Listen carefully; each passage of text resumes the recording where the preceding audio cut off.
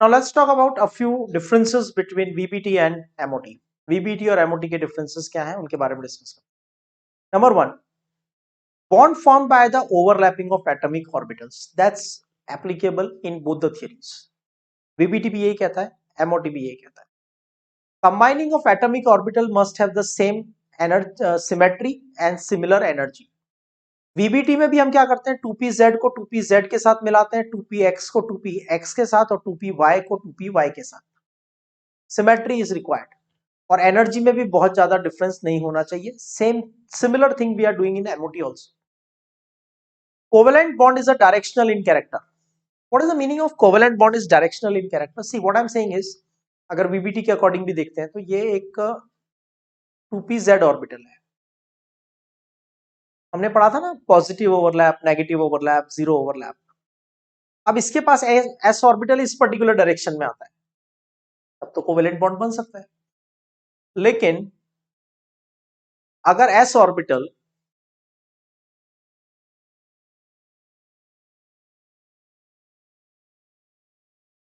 इस डायरेक्शन में आता है तो क्या बॉन्ड बन सकता है? नहीं. इसका मतलब this can form bond in one particular direction but not in the other directions. Particular direction में bond बन सकता है. So we can say covalent bond is directional in character, right? ये दोनों थियरीज कहती है, VBT भी और MOT भी.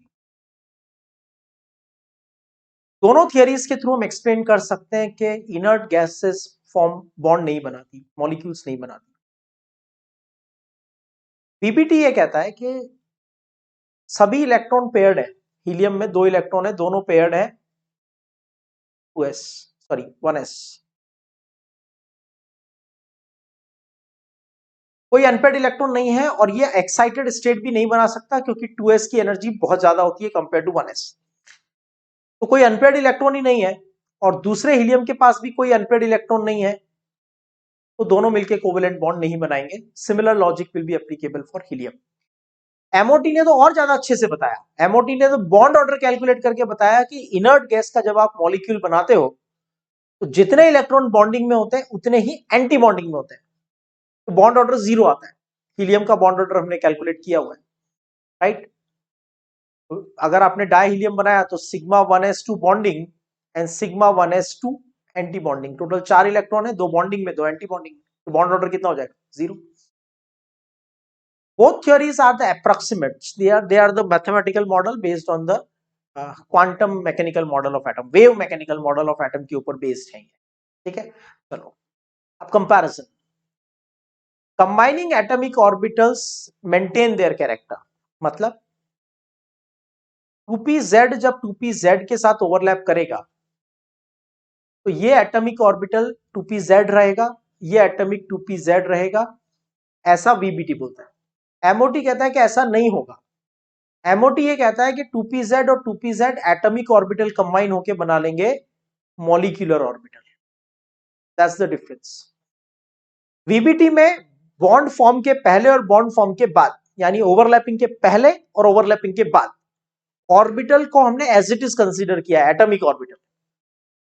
लेकिन MOT में हमने कहा कि एटॉमिक ऑर्बिटल्स कंबाइन होके मॉलिक्यूलर ऑर्बिटल बना लेते हैं, एटॉमिक ऑर्बिटल का एग्जिस्टेंस खत्म हो जाता है. That's the difference between these two. Resonance plays an important role in this theory.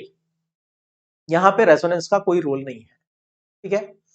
Fails to explain the paramagnetic nature of dioxygen. मैंने पहले भी इस पॉइंट हाईलाइट किया था और एक बार फिर ये हाईलाइट कर रहा हूं क्योंकि ये एक इंपॉर्टेंट पॉइंट है. ध्यान से समझो. ऑक्सीजन का electronic configuration 1s2 bonding, 1s2 2s2 2px2 2py1 and 2pz1. ये ऑक्सीजन एटम का कॉन्फ़िगरेशन. अब ये एक ऑक्सीजन का 2pz ऑर्बिटल दूसरे ऑक्सीजन के 2pz के साथ ओवरलैप कर गया, मतलब यहां पे इलेक्ट्रॉन की पेयरिंग हो गई. एक 2pz का इलेक्ट्रॉन दूसरे ऑक्सीजन के 2pz का इलेक्ट्रॉन पेयरिंग हो गई.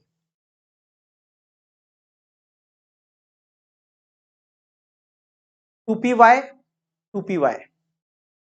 एक ऑक्सीजन के 2py के पास एक इलेक्ट्रॉन,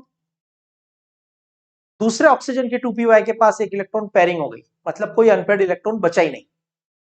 ये दो अनपेयर्ड इलेक्ट्रॉन एक ऑक्सीजन के और दो अनपेयर्ड इलेक्ट्रॉन दूसरे ऑक्सीजन के मिलकर बॉन्ड बना लेंगे। Now there is no chance of unpaired electron, तो डायमैग्नेटिक होना चाहिए, लेकिन होता तो paramagnetic. This thing VBT can not explain. MOT ने इसको बहुत अच्छे से एक्सप्लेन किया।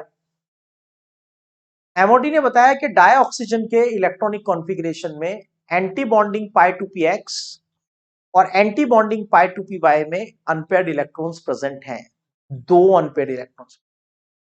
Because of that dioxygen is paramagnetic. It's a very significant difference between VBT and MOT.